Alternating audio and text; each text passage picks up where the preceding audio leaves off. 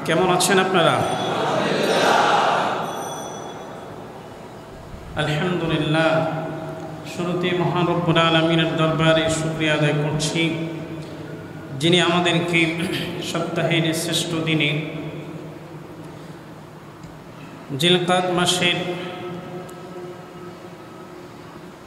দ্বিতীয় জুমায় তার ঘর মসজিদে একত্রিত করেছেন। রহমতের বাগানে আমাদেরকে প্রবেশ করার তৌফিক দিয়েছেন। এজন্য মালিকের দরবারে, রবের দরবারে কালিমাতুশ শুকর পড়ে নিচ্ছি, সকলে উচ্চ আওয়াজে পড়ছি আলহামদুলিল্লাহ। রব্বানা লাকাল হামদ হামদান কাসীরান তাইয়িবান মুবারাকান ফীহি। প্রশংসা করলাম কার? সর্ব অবস্থায় প্রশংসা করব একজনের, তিনি কে? অসংখ্য গণিত দুরূদ সালাম প্রেরণ করছি প্রিয় নবী রাহমাতুল লিল আলামিন সাইয়্যিদুল মুরসালিন আখির নবী মুহাম্মদুর রাসূলুল্লাহ সাল্লাল্লাহু আলাইহি ওয়াসাল্লামের প্রতি। সম্মানিত মসজিদের মুসল্লি ভাইয়েরা, প্রচণ্ড গরম, প্রচণ্ড তাপদাহ আমাদের স্বাভাবিক জীবনকে ব্যাহত করছে। আল্লাহ তাআলার কাছে আমরা রহমতের বৃষ্টি চাই। আল্লাহ তাআলা এই জনপদকে রহমতের বৃষ্টি দিয়ে শীতল করে দেন, আমিন পড়েন। আল্লাহ তাআলার কাছে আমরা উপকারী বৃষ্টি চাই। আল্লাহুম্মা সাইয়্যিবান নাফিআ, সবাই পড়েন আল্লাহুম্মা সাইয়্যিবান নাফিআ। আয় আল্লাহ, আমাদেরকে উপকারী বৃষ্টি দেন, আমিন পড়েন, আমিন। হজের আলোচনা, ধারাবাহিক আলোচনা চলমান। আমরা গত জুমায়ও আল্লাহর ঘরের বিভিন্ন নিদর্শনাবলী নিয়ে আমরা আলোচনা করেছি। আজকে হাজ্জে বাইতুল্লাহ অর্থাৎ হজের যে তাৎপর্য, ফজিলত, হজের কিছু আমলের ব্যাপারে আমরা আলোচনা করব ইনশাআল্লাহ। ইসলামের মোট 5টি স্তম্ভ, 5টি খুঁটি। কয়টা খুঁটি বললাম? 5টি। 1 নাম্বার কি বলেন তো? কালিমা। 2 নাম্বার নামাজ। 3 নাম্বার রোজা। 4 নাম্বার যাকাত। 5 নাম্বার হজ। আবার বলেন, কালিমা, নামাজ, রোজা, যাকাত, হজ। এই 5টি স্তম্ভ, 5টি খুঁটির উপর ইসলাম দাঁড়িয়ে আছে, আলহামদুলিল্লাহ। 5টি খুঁটির ভিতরে কোরআন কারীমে এই 5টি খুঁটির নামে কোনো কিন্তু সূরা নাই। 5টির ভিতরে 4টা খুঁটির নামে কোনো সূরা নাই। সূরাতুস সালাত আছে, সূরাতুস সিয়াম আছে, সূরাতুল ঈমান আসেনি, মুমিনুন আছে কিন্তু ঈমান নাই, সূরাতুজ যাকাত আছে। কিন্তু একটা খুঁটির ব্যাপারে আল্লাহ তাআলা পুরা একটা সূরা আল্লাহ নাজিল করে দিয়েছেন, সুবহানাল্লাহ। মনোযোগ আছে আপনাদের? একটা স্তম্ভের, একটা বিধানের ব্যাপারে পুরা একটা সূরা, কোরআন কারীমের 22 নম্বর সূরা। এই সূরায় 78টা আয়াত, 10টা রুকু আছে। পুরা একটা সূরা আল্লাহ তাআলা নাজিল করে দিয়েছেন, সুবহানাল্লাহ। সেই সূরার নাম হচ্ছে সূরাতুল হজ। সূরাতুল কি? হজ। এখানে একটা আশ্চর্যের বিষয় আছে। সূরা হজ, সূরার নাম হচ্ছে হজ, সূরার নাম কি? কিন্তু এই পুরা সূরার ভিতরে আলোচনা হচ্ছে কিয়ামতের আলোচনা, সুবহানাল্লাহ কইবেন না? সূরার নাম কি? হজ, কিন্তু পুরা সূরার আলোচনার বিষয় কি? কিয়ামতের আলোচনা, আখিরাতের আলোচনা নিয়ে পুরা সূরাকে আল্লাহ তাআলা সাজিয়েছেন, সুবহানাল্লাহ। শুধুমাত্র 10 থেকে 12টা আয়াত, 10 থেকে 12টা আয়াতের ভিতরে আল্লাহ তাআলা হজের আলোচনা করেছেন। কয়টা আয়াত বললাম? 10 থেকে 12টা আয়াত। আর বাকি পুরা সূরার ভিতরে আল্লাহ কিসের আলোচনা করেছেন? কিয়ামত। তাহলে বোঝা যায় এই হজের সাথে আখিরাতের কিয়ামতের একটা সরাসরি সম্পর্ক আছে। বড় একটা সম্পর্ক হচ্ছে হজ আরাফার ময়দান ছাড়া হবে না, হজ আরাফার ময়দান ছাড়া হয় না।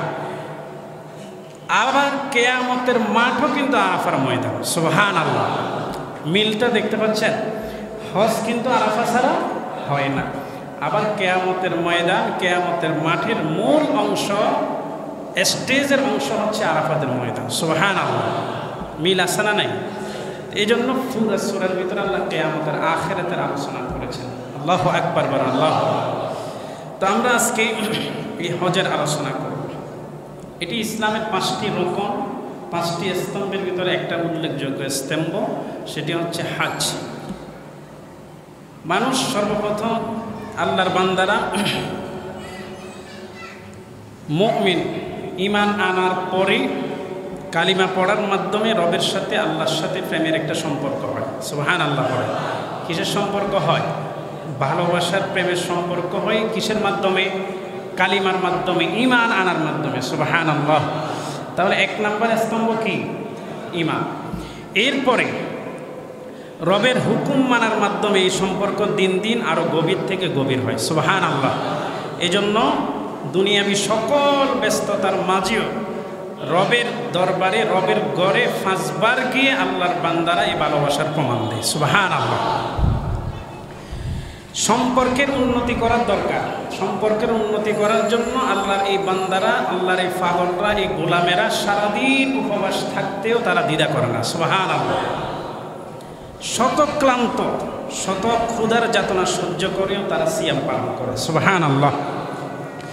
রব যেন রাগ না করে, সম্পর্ক যেন ঘাটতি না হয়, আল্লাহ যেন রাগ না করে, এই জন্য তাদের জীবনের কষ্টার্জিত সম্পদ, কষ্টার্জিত অর্থ তারা আল্লাহর রাহে, আল্লাহর রাস্তায় দান করে। সুবহানাল্লাহ। সেটার নাম কি? যাকাত। জোরে কর না, সেটার নাম কি? যাকাত। সম্পর্ক যখন অনেক গভীর হয়, ভালোবাসার, প্রেমের সম্পর্ক যখন রবের সাথে আরো গভীর থেকে গভীর হয়, তখন বান্দা রবের সাথে সাক্ষাৎ করার জন্য বেকারার হয়ে যায়। সুবহানাল্লাহ। দুনিয়ার হিসেবে যদি আমরা দেখি, প্রেমিক প্রেমিকা যখন সম্পর্ক, দুনিয়ার হিসাবের কথা বলতেছি, 1 মাস 2 মাস, 1 বছর 2 বছর, এই অবৈধ সম্পর্কের মাঝেও যখন কথা বলি, তখন একজন আরেকজনকে দেখতে মন চায়, ঠিক কিনা বলেন? দেখার জন্য পাগল হয়ে যায়। কোথায় যাইবা, কোথায় আসবা, অমুক পার্কে, অমুক বাজারে, অথবা অমুক হোটেলে দেখার জন্য ডেট দেয়, দেখার জন্য বেকারার হয়ে যায়। আর এটা তো বান্দা এবং তার মনিব রবের সম্পর্ক। বান্দা যখন ঈমান আনার মাধ্যমে রবের সাথে ভালোবাসার সম্পর্ক কায়েম হয়েছে, এটার প্রমাণ করতে গিয়ে দৈনিক 5 বার রবের দরবারে, রবের ঘরে গিয়ে হাজিরা দেয়। রব রাগ না করার জন্য কষ্টার্জিত সম্পদ রবের রাহে, রবের রাস্তায় দান করে, অবলীলায় দান করে, যাকাত আদায় করে। সম্পর্ক যখন গভীর থেকে গভীর হয়ে যায়, রবের সাথে সাক্ষাতের জন্য বান্দা বেকারার হয়ে যায়। সুবহানাল্লাহ। এই সম্পর্কের চূড়ান্ত পর্যায়ে যাওয়ার জন্য, রবের সাথে দেখা করার জন্য পরিবার পরিজন, সন্তান সন্ততি, পিতামাতা সব কিছু ছেড়ে দিয়ে সুদূর হেজাজের ভূমিতে, আরবের ভূমিতে তার বান্দা ফাড়ি জমায়। সুবহানাল্লাহ। খোদার ঘরের চারপাশে গিয়া আল্লাহর ঘরকে যখন বান্দা দেখতে পায়, এই ঘরের আবেগ অনুভূতি তার ভিতরে কাজ করে। এই ঘরের চারপাশে বান্দা পাগলের মতো, মজনুর মতো, পাগলের মতো চক্কর মারে আর রবকে ডাকে, লব্বাইক আল্লাহুম্মা লব্বাইক, লব্বাইক লা শারীকা লাক লব্বাইক, ইন্নাল হামদা ওয়ান নি'মাতা লাক ওয়াল মুলক লা শারীকা লাক।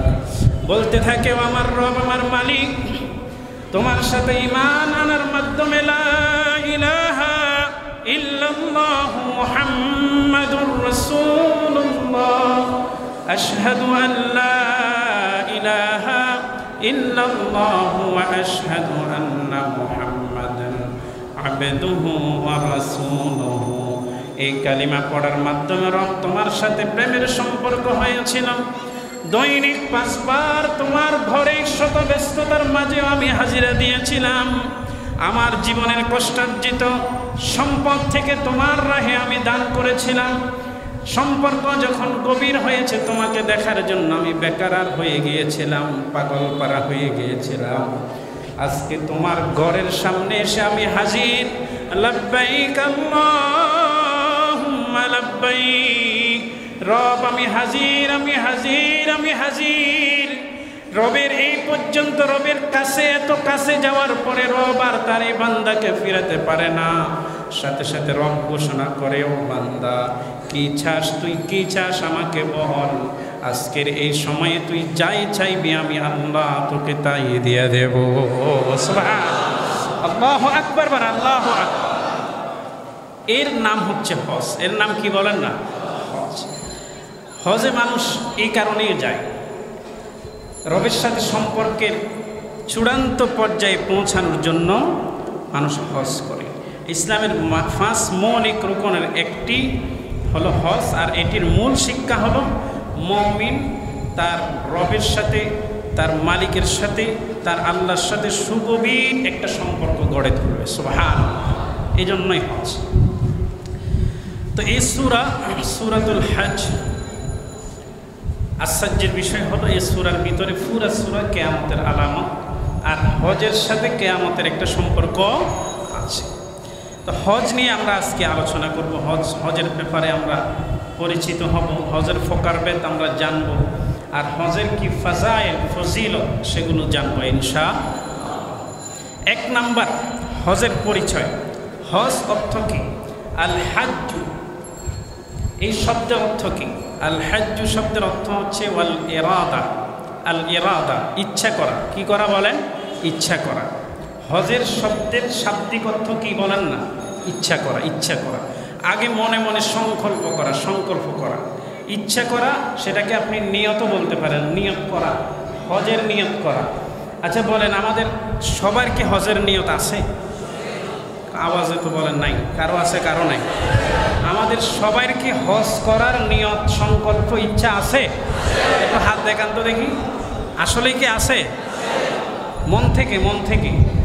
হজ আসলে এমন একটা জিনিস, কোনো বান্দা যদি মন থেকে হজ করার ইচ্ছা করে আল্লাহ তাকে ব্যবস্থা করে দিবেন। সুবহানাল্লাহ।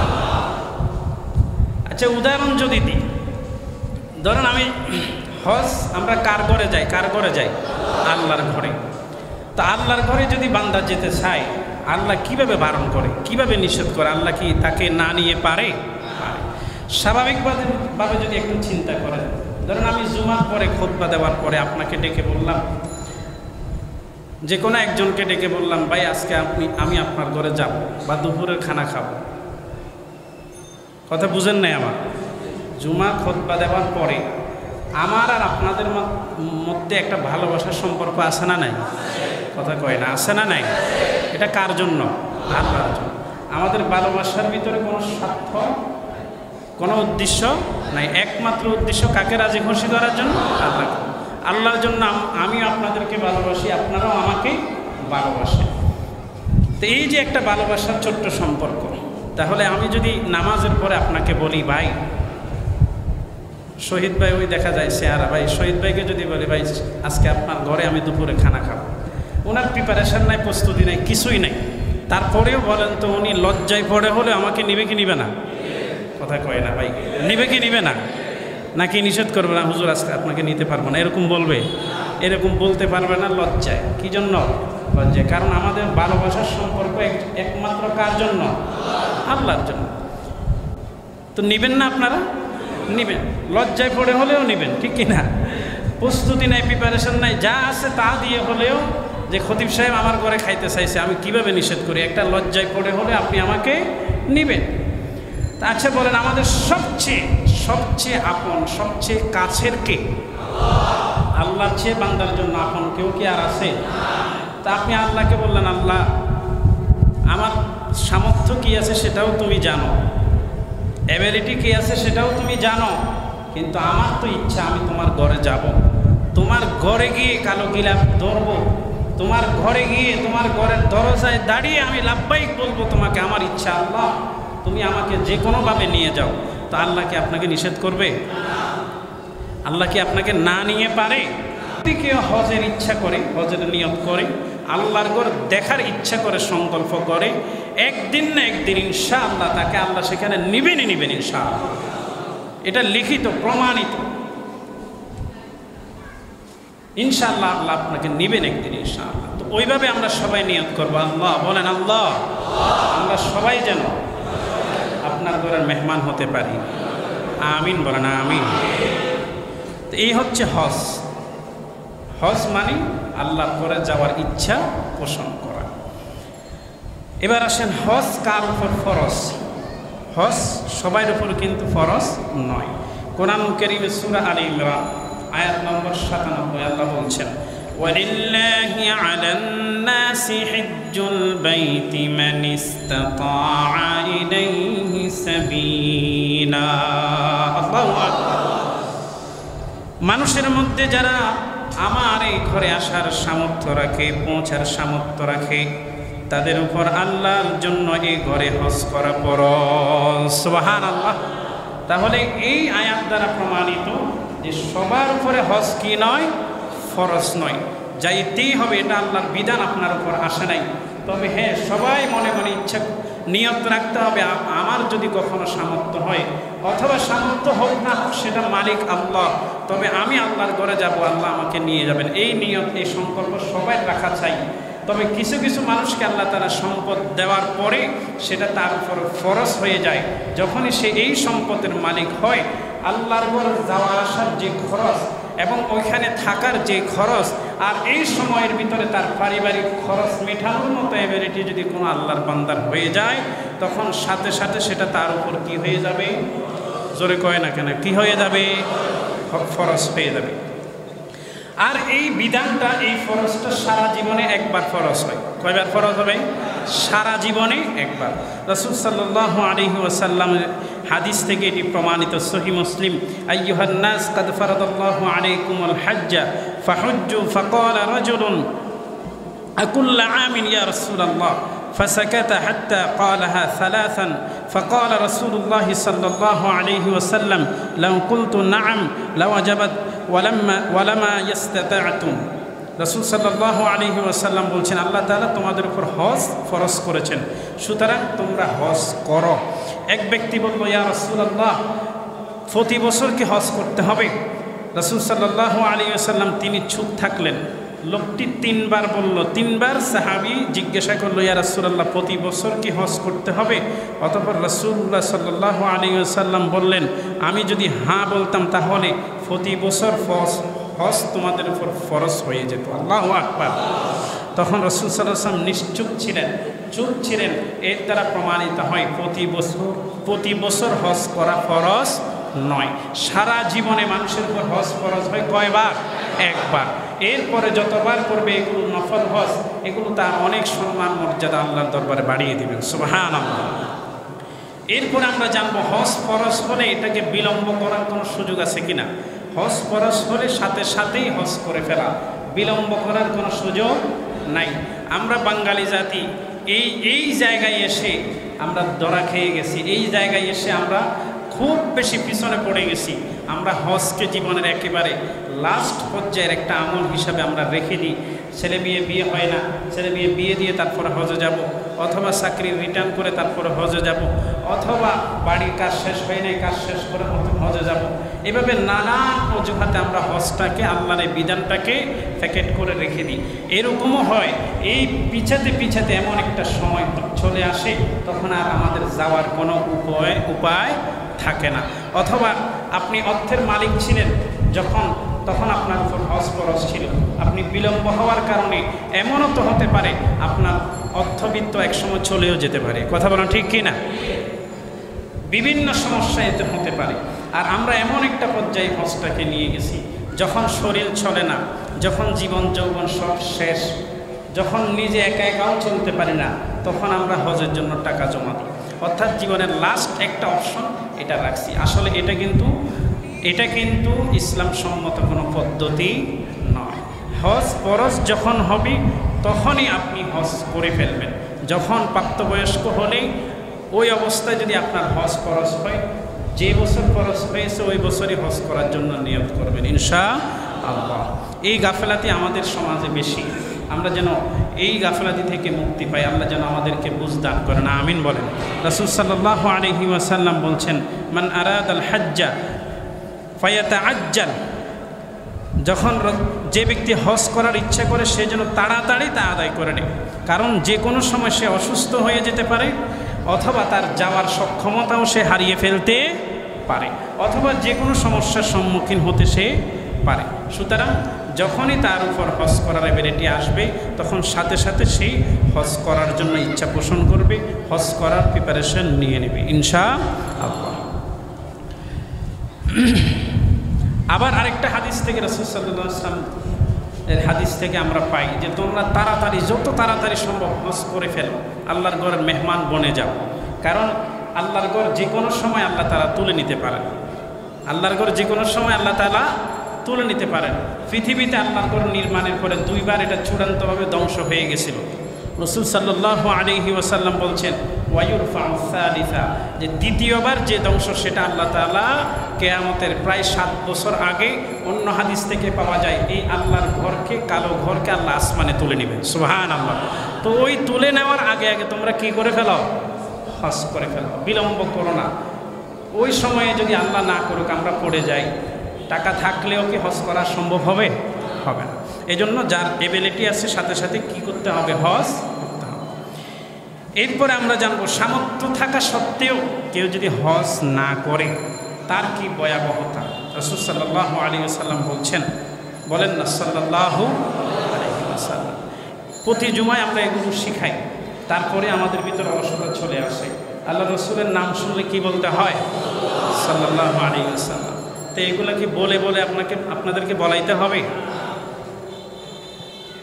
রাসূলুল্লাহ সাল্লাল্লাহু আলাইহি ওয়াসাল্লাম বলছেন, সুনানে দারিমিতে হাদিসটি এসেছে, মাল্লাম ইয়ামনাহু আনিল হজ্জি হাজাতুন যাহিরাতুন আও সুলতানুন জাইরুন, যে ব্যক্তিকে কোনো প্রকাশ্য প্রয়োজন এবং অত্যাচারী শাসক, আও মারাদুন হাবিসুন,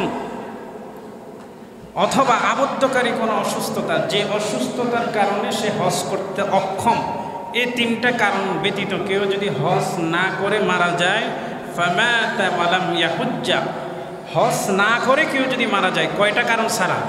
তিনটা। এক নাম্বার হচ্ছে যে কোনো প্রকাশ্য, যে ব্যক্তিকে কোনো প্রকাশ্য প্রয়োজন, এমন প্রয়োজন সামনে চলে আসছে যেটা হজের থেকে গুরুত্বপূর্ণ, অথবা অত্যাচারী শাসকের কারণে, রাষ্ট্রীয় কোনো সমস্যার কারণে সে হজে যেতে পারছে না, অথবা এমন অসুস্থতা যেটার কারণে সে হজ করতে অক্ষম। এই তিনটা কারণ ছাড়া কেউ যদি হজ না করে মারা যায়, ফামাতা ওয়ালাম ইয়াহুজ্জা, আল্লাহ রাসূল বলছেন, ফালিয়ামুত ইনশাআ ইয়াহুদিয়ান আও ইনশাআ নাসরানিয়ান, সে কি ইহুদি হয়ে মারা গেল না নাসারা হয়ে মারা গেল, আমার এই ব্যাপারে কোনো দায়িত্ব নাই। নাউজুবিল্লাহ বলেন, আরো জোর বলেন না নাউজুবিল্লাহ। তাহলে এর থেকে বোঝা যায় যে হজ সামর্থ্য থাকা সত্ত্বেও যদি না করে মারা যায় তাহলে তার কি ভয়াবহতা হবে, কি পরিণাম হবে। হজের প্রকারভেদ আমরা একটু আলোচনা করি। হজ কয় প্রকার? তাহলে এই এতটুকু আলোচনা থেকে আমরা বুঝলাম হজ যখন আমাদের উপর ফরজ হবে আমরা সাথে সাথে হজ করার জন্য চেষ্টা করব ইনশাআল্লাহ, বলেন ইনশাআল্লাহ। আর হজ না করে মারা গেলে এর ভয়াবহতা, এর পরিণাম খুবই ভয়াবহ, এর ভয়াবহতা খুবই তীব্র। সেই ইহুদি নাসারা হয়ে মারা যাওয়ার সমান হবে। আল্লাহর দরবারে ইমানদার হিসেবে দাঁড়ানোর কোনো সুযোগ থাকবে না।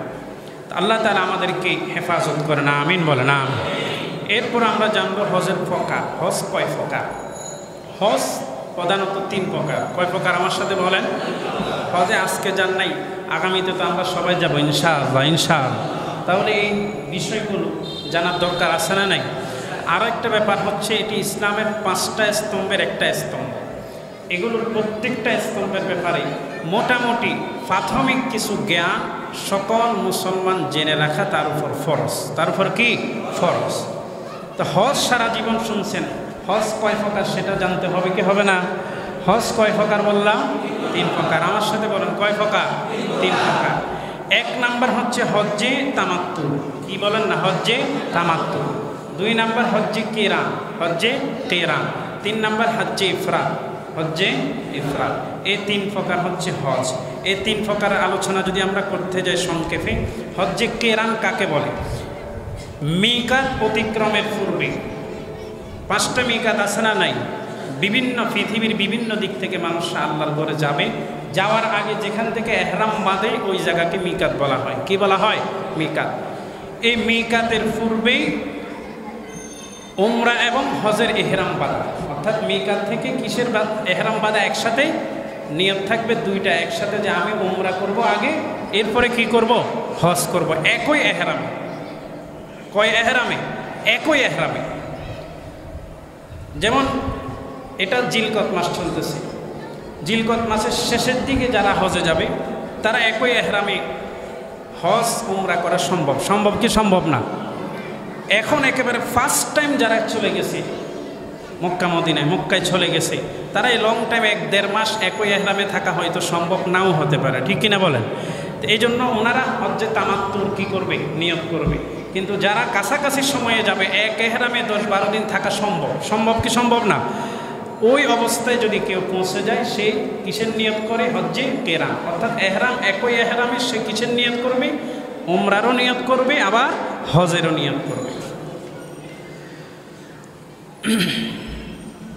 হজ্জে তামাত্তু, হজের মাসসমূহের যে কোনো সময় মিকাত থেকে শুধু উমরার নিয়তে এহরাম বাঁধা এবং মক্কা মুকাররমায় পৌঁছে উমরার কাজ সম্পূর্ণ করার পর চুল মুন্ডিয়ে অথবা চুল ছোট করে এহরাম মুক্ত হয়ে যাওয়া, অতঃপর এই একই সফরে আবার হজের জন্য এহরাম বাঁধা, এটার নাম হচ্ছে হজ্জে তামাত্তু। সুবহানাল্লাহ।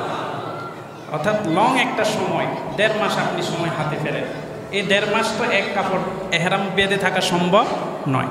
এজন্য আপনি এক এহরাম বাঁধবেন, মিকাত থেকে শুধু উমরার নিয়ত করে বাইতুল্লাহ ঢুকবেন, ঢুকে উমরা শেষ করে আরও অনেক উমরা আপনি করতে পারেন। উমরার কাজ শেষ করে যখন হজের সময় আসবে তখন আবার নতুন করে এহরাম বেঁধে হজের কাজ করা, তাহলে এটাকে বলা হয় হজ্জে তামাত্তু। আরেকটা হচ্ছে হজ্জে ইফরাদ, মিকাত থেকে শুধু হজের নিয়তে এহরাম বাঁধা। যারা একেবারে কাছাকাছি সময়ে যাবে, লাস্ট টাইমে একেবারে হজের 1 দিন 2 দিন বাকি, অথবা হজের আগের দিন, হজের দিন রাত, এই অবস্থায় অনেকে যায়, তারা তখন আর উমরা করার কি পায় না? সময় পায় না। তখন এক এহরামে শুধু মিকাত থেকে নিয়ত করবে যে আমি শুধু হজের জন্য এহরাম বাঁধলাম। এটাকে হজ্জে ইফরাদ বলে, শুধু হজ। এটাকে কি বলে? শুধু হজের এহরাম। তাহলে এই 3 প্রকারের হজ। হজ এবং উমরার যে বিধান সেগুলো আমরা একটু শুনে নিই। উমরার ফরজ, উমরার ওয়াজিব কয়টা? উমরার ফরজ হচ্ছে 2টা। উমরার ফরজ কয়টা? 2টা। এক হচ্ছে ইহরাম বাঁধা, আর এক হচ্ছে বাইতুল্লাহ তাওয়াফ করা। উমরার ফরজ কয়টা? কেউ যদি এই 2টা ফরজ আদায় করে তাহলে তার উমরা হয়ে যাবে। উমরার ওয়াজিবও আছে। উমরার ওয়াজিবও 2টা, একটা হচ্ছে সাফা মারওয়ায় দৌড়ানো, আরেকটা হচ্ছে মাথা মুন্ডানো অথবা চুল ছোট করা। যে কোনো একটা আপনি করতে পারেন। তবে মুহাদ্দিসিন ইকরাম বেশি মত দিয়েছেন মাথা মুন্ডায় ফেলার ব্যাপারে। তাহলে উমরার ফরজ হচ্ছে 2টা, ওয়াজিবও কয়টা? 2টা। এবার আসেন হজ। হজের ফরজ 3টা। হজের ফরজ কয়টা? 3টা। ওয়াজিব হচ্ছে 6টা। ওয়াজিব কয়টা? 6টা। আবার আমার সাথে বলেন, হজের ফরজ কয়টা? 3টা। আর ওয়াজিব কয়টা? 6টা। 3টা ফরজ 6টা ওয়াজিব। এই 3টা ফরজ 6টা ওয়াজিব সম্পূর্ণ করার নাম হচ্ছে হজ। আমি যদি আরও সহজ করে বলি, আরও সহজ করে যদি বলি, আরও একেবারে ইজি করে যদি বলি, তাহলে এইভাবে বলা যায়, এই দরজাগুলো 4 জায়গায়, আমার সাথে বলেন 4 জায়গায়। কয় জায়গায়? 4 জায়গায়। 5 দিনে, কয় দিনে? 5 দিনে 9টা কাজ করার নাম হজ। আবার বলেন 4 জায়গায় 5 দিনে 9টা কাজ করার নাম হজ। জায়গা কয়টা? 60টা। এই 60টা জায়গা কি কি? মিনা, বলেন কি নাম? আরাফা, মুজদালিফা, বাইতুল্লাহ। জায়গা কয়টা? 4টা। আবার মিনা, আরাফা, মুজদালিফা, বাইতুল্লাহ। এই 4টা জায়গায় দিন কয়টা? 5টা। 5টা দিন কয় তারিখ? 8 তারিখ বলেন, 9 তারিখ, 10 তারিখ, 11 তারিখ, 12 তারিখ। এই 5 দিনের ভিতরে এই 4 জায়গায় কাজ করতে হবে 9টা। কয়টা কাজ করতে হবে? 9টা কাজের ভিতরে 3টা কাজ ফরজ। 3টা কাজ কি? ফরজ। আর 6টা কাজ ওয়াজিব। আর 6টা কাজ কি? ওয়াজিব।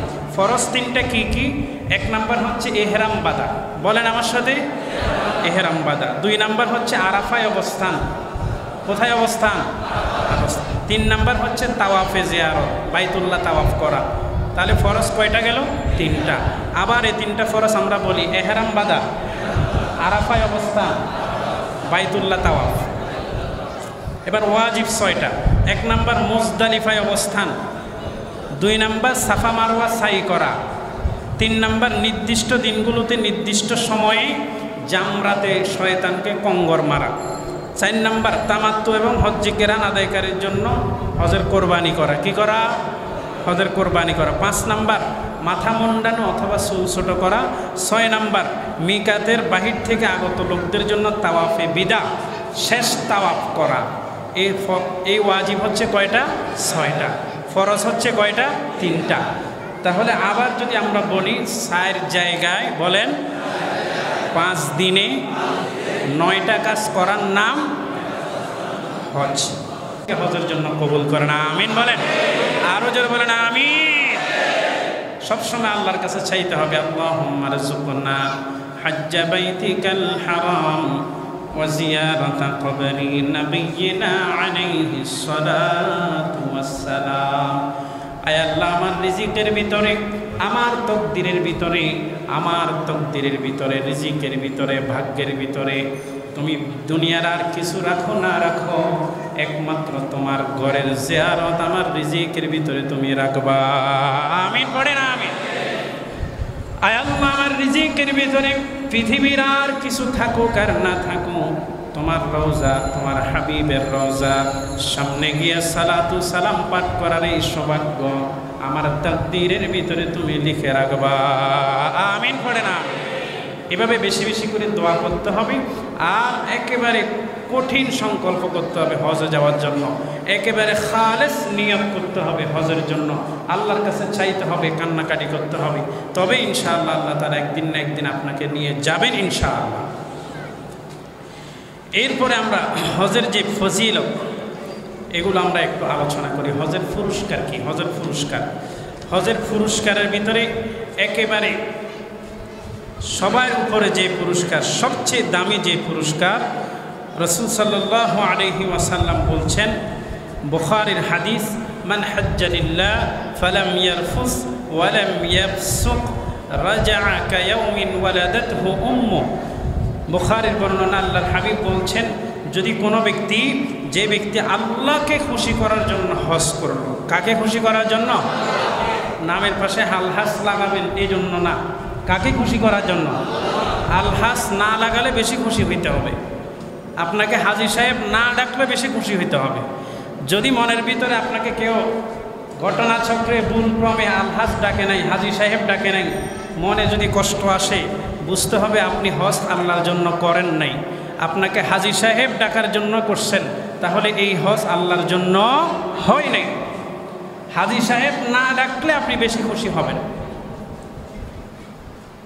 তাহলে বোঝা যাবে সেটা কার জন্য করছেন। একমাত্র কার জন্য করতে হবে হজ? আল্লাহকে রাজি এবং খুশি করার জন্য যদি করেন।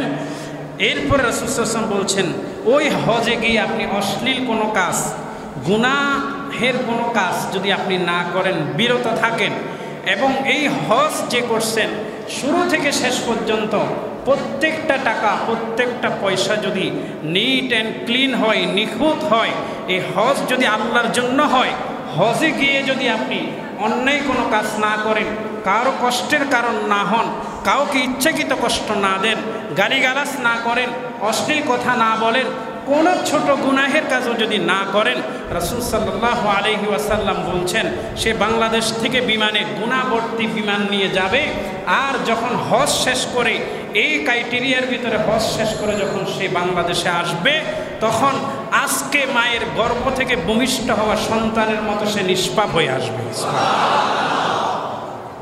আজকে ভূমিষ্ঠ হওয়া সন্তানের গুনাহ আছে? তার আমল নামায় কোনো দাগ আছে?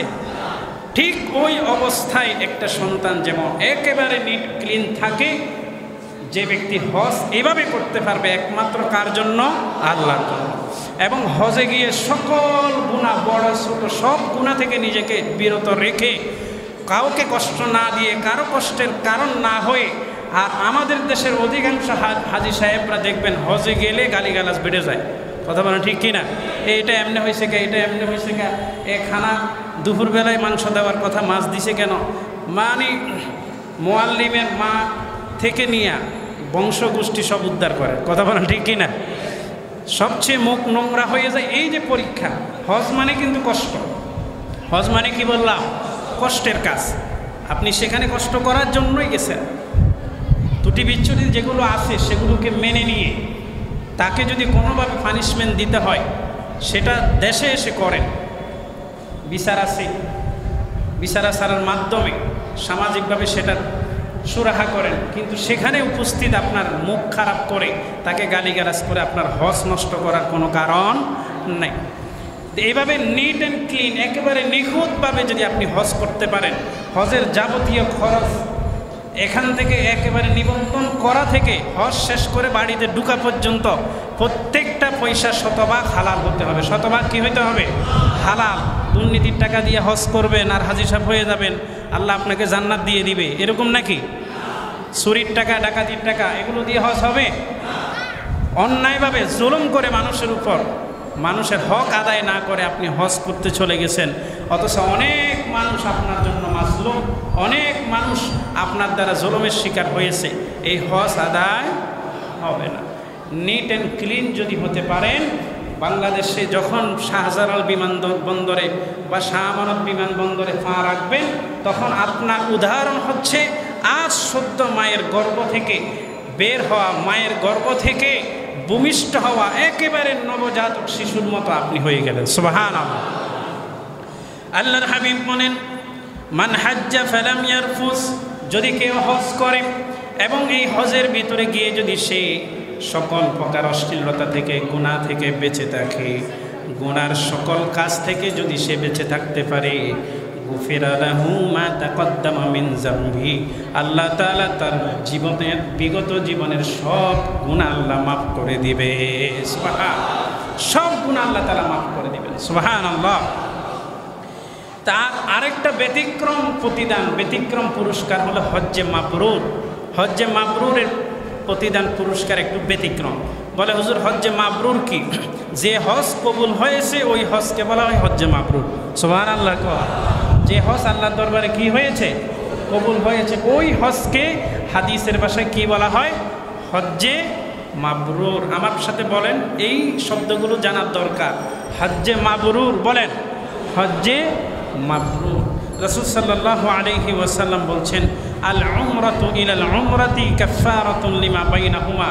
যদি কেউ প্রথম উমরা করে, দ্বিতীয় উমরা আরও 10 বছর পরে গিয়েও করে, অথবা 2 বছর পর 5 বছর পরে গিয়েও দ্বিতীয় উমরা করে, আল্লাহর হাবিব বলছেন এক উমরা থেকে আরেক উমরার মাঝখানে যত গুনাহ সে করেছে আল্লাহ তাআলা তাকে মাফ করে দিবেন। সুবহানাল্লাহ।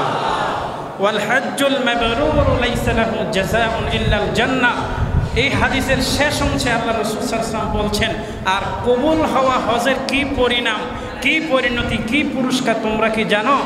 এই কবুল হওয়া হজের একমাত্র পুরস্কার, প্রতিদান হলো বান্দার জন্য আল্লাহর জান্নাত। সুবহানাল্লাহ। আল্লাহ তাআলা বান্দাকে জান্নাত দিয়ে দিবেন। সুবহানাল্লাহ। তো যার জান্নাত হয়ে গেছে তার আর কিছুর কি প্রয়োজন আছে? আর কিছুর তো প্রয়োজন নাই।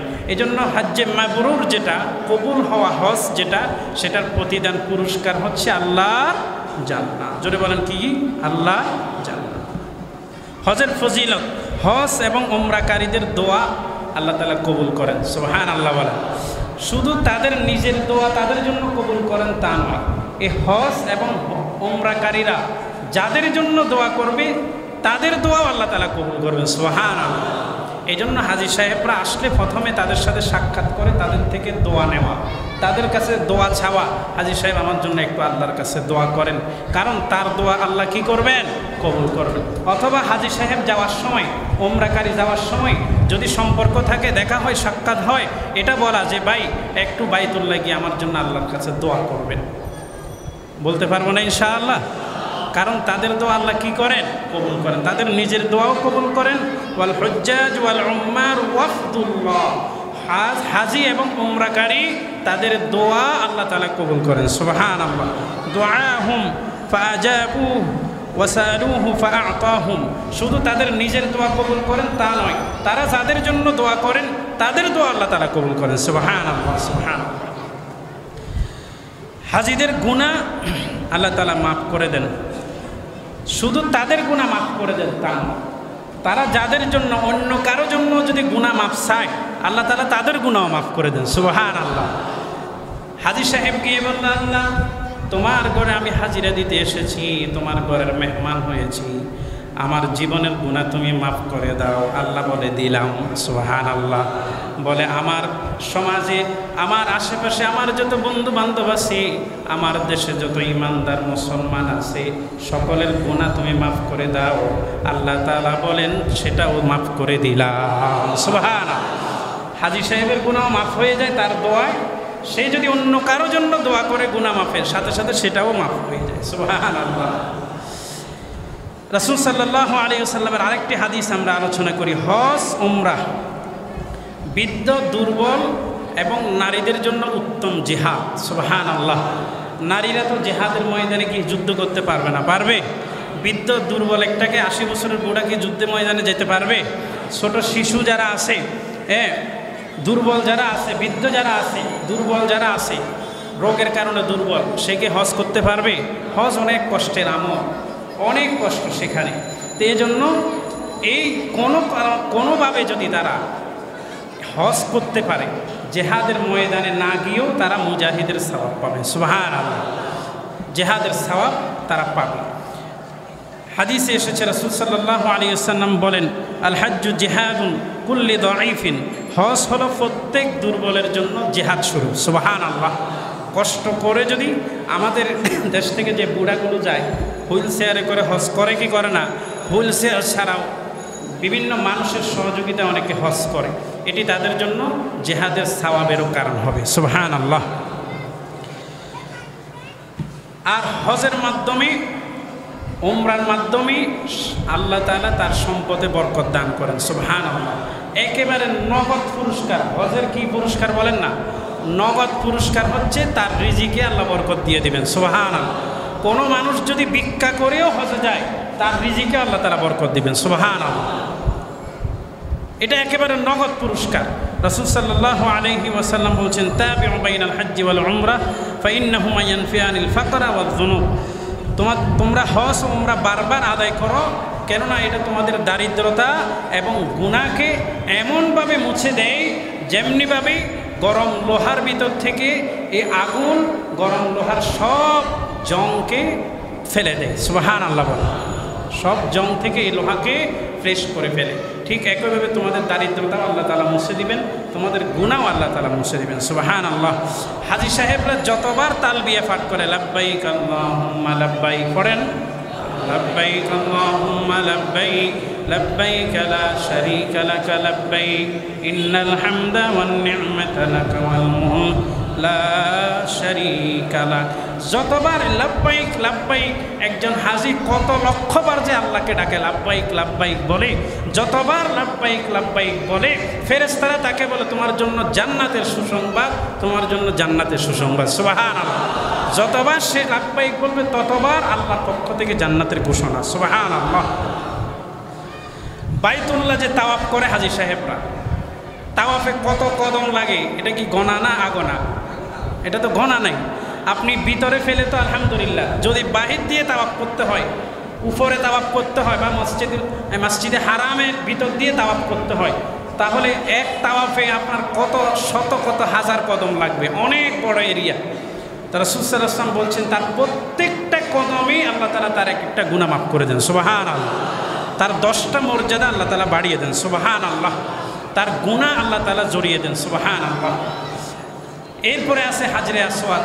হাজরে আসওয়াদ হাজি সাহেবরা চুমো দেয় কি দেয় না, জোরে বলেন না, দেয়।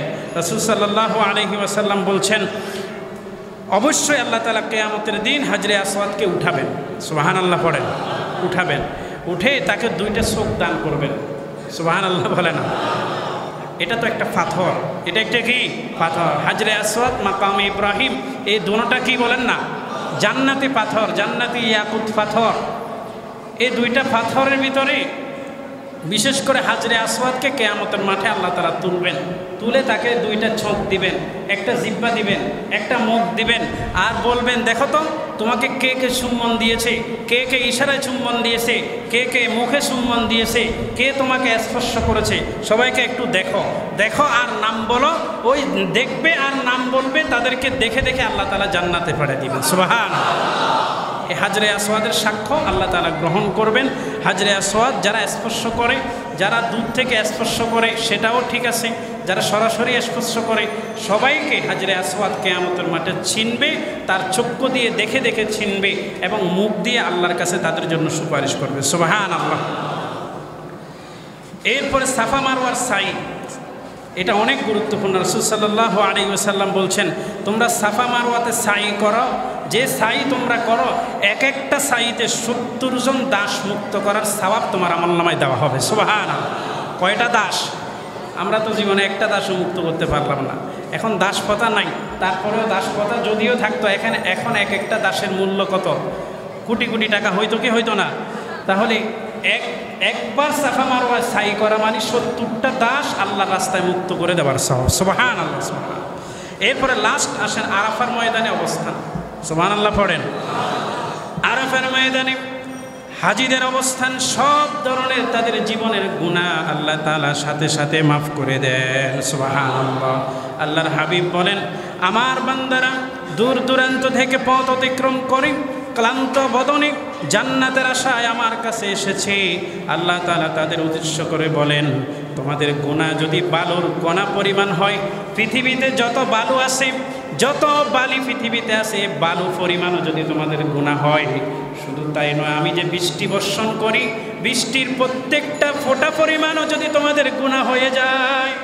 আবার আল্লাহ উদাহরণ দিয়ে বলেন শুধু তাই নয়, পৃথিবীতে যত সমুদ্র মহাসমুদ্র আছে, মহাসমুদ্রের পানির ফেনা পরিমাণও যদি তোমাদের গুনাহ হয়, এ আরাফার ময়দানে উপস্থিত হয় আমি আল্লাহকে ডাক দেওয়ার দেরি, তোমাদের এত পরিমাণ গুনাহ যদি থাকে, মুহূর্তের ভিতরে আমি আল্লাহ সেটা মাফ করে দেই, সুবহানাল্লাহ, আল্লাহু আকবার, আল্লাহু আকবার।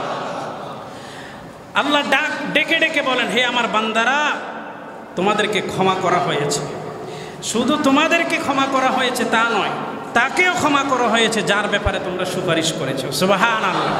যার ব্যাপারে তোমরা আমার কাছে বলেছো তাকেও আমি ক্ষমা করে দিয়েছি, সুবহানাল্লাহ। এই আরাফার ময়দান হজের বড় একটা ফরজ, 3 ফরজের 1 ফরজ।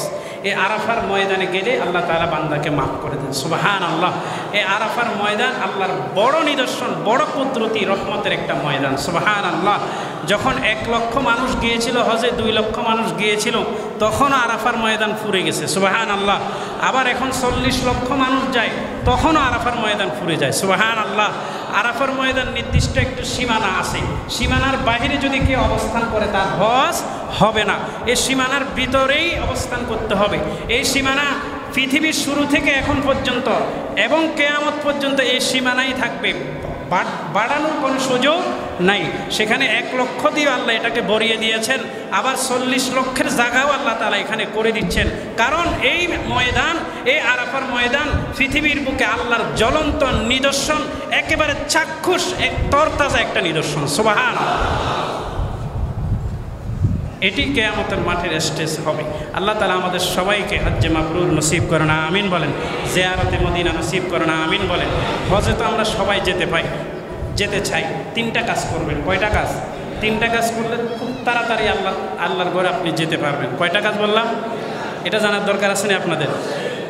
মনোযোগ আছে? কয়টা কাজ করবেন? 3টা কাজ। 1 নাম্বার বেশি বেশি দরুদ শরীফ পড়বেন। 1 নাম্বার কি? বেশি বেশি দরুদ শরীফ পড়বে। 2 নাম্বার সামর্থ্য অনুযায়ী, ওই যে প্রিপারেশন আমি গত জুমায় বলেছি, সামর্থ্য অনুযায়ী কিছু টাকা সঞ্চয় করার চেষ্টা করবেন। পারবেন না ইনশাআল্লাহ? হজের নিয়তে। কিসের নিয়তে ভাই?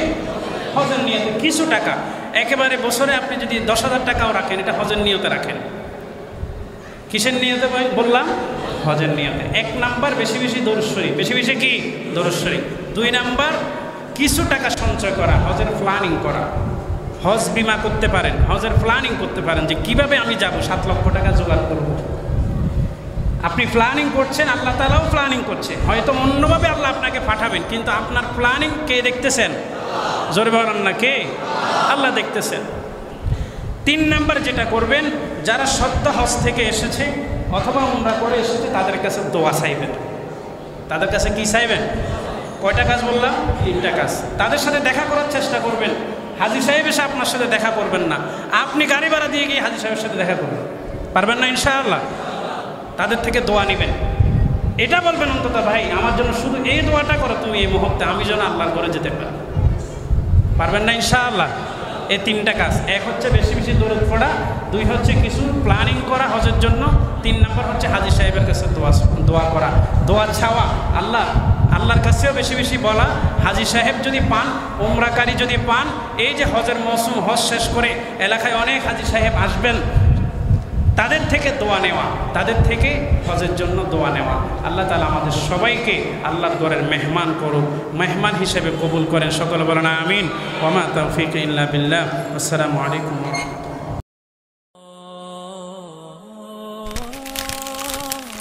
আইসিল মিডিয়া, সত্য ও দিন প্রচারের লক্ষ্যে